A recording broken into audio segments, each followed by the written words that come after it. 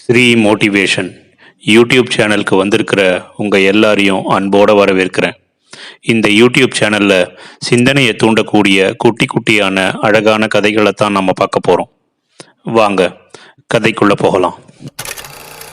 இன்னைக்கு நம்ம பார்க்க போகிற குட்டி கதை, குழப்பங்களுக்கு விடை கிடைக்கும்.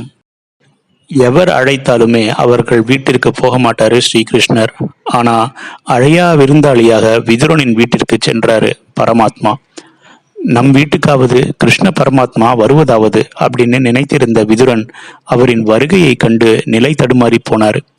இங்கும் அங்குமாக அலைந்து என்ன செய்வது அப்படின்னு தெரியாம பரபரத்து ஏதேனும் சாப்பிட கொடுக்க வேண்டுமே அப்படின்னு நினைத்தபடியே அடுப்படிக்கு ஓடினார்.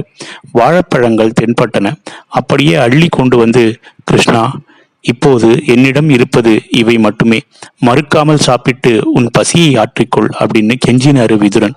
உன் அன்பே என் பசியை ஆற்றி விட்டுறது விதுரா அப்படின்னு சொன்னாரு பரமாத்மா. விதுரருக்கு ஒன்றுமே புரியவே இல்லை.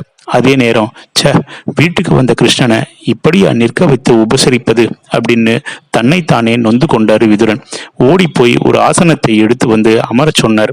முன்னதாக அந்த ஆசனத்தை தடவி தடவி பார்த்து கொண்டே இருந்தாரு விதுரன்.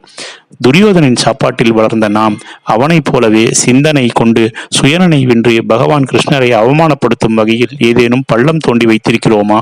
அந்த ஆசனத்தில் ஊசியை சொருகி வைத்து இம்சிக்க செய்திருக்கிறோமா?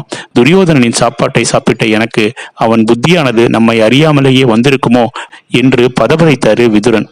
அதற்கு கிருஷ்ணர் அவரை பார்த்து சிரித்தபடி, விதுரா, கவலை எதற்கு?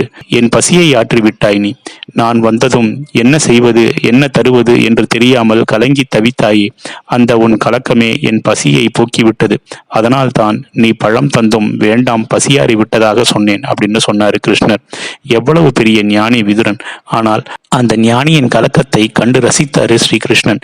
எவன் ஒருவன் ஒரு விஷயத்தை கண்டு கலங்கி தவிக்கிறானோ அவனே ஞானி. அப்படி ஞானியாக திகழ்பவரையே மதிக்கிறார், அருள்கிறார், அரவணைக்கிறார், ஆட்கொள்கிறார் கிருஷ்ண பரமாத்மா என அற்புதமாக விளக்குகிறார் வேதவியாசர். உலக விஷயங்களில் தெளிவாக இருங்க, பகவத் காரியத்தில் கொஞ்சம் கலங்கி குழம்பியே இருங்க. குழப்பங்களுக்கு கண்டிப்பாக ஒரு நாள் விடை கிடைக்கும். கடவுளின் பேரருளும் கண்டிப்பாக உங்களுக்கு கிடைக்கும். நம்மை பற்றி அனைத்தையுமே உணர்ந்தவர் தான் கடவுள் அப்படிங்கிறத எந்த காரணத்தை கொண்டும் நாம மறந்துடவே கூடாது.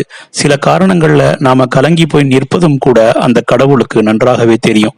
உண்மையை அறிந்த அந்த கடவுள் கஷ்டத்தில் மட்டுமல்ல, உங்கள் ஞானத்திலும் அவர் உங்கள் உறுதுணையாகவே இருந்து கை கொடுப்பார் அப்படிங்கிறது உண்மையான பக்தியால நம்மளால அறிந்து கொள்ள முடியும். அப்படிங்கிறது தான் இந்த கதையை நமக்கு உணர்த்தும் நியதி.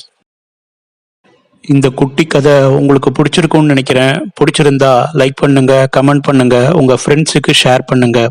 நன்றி.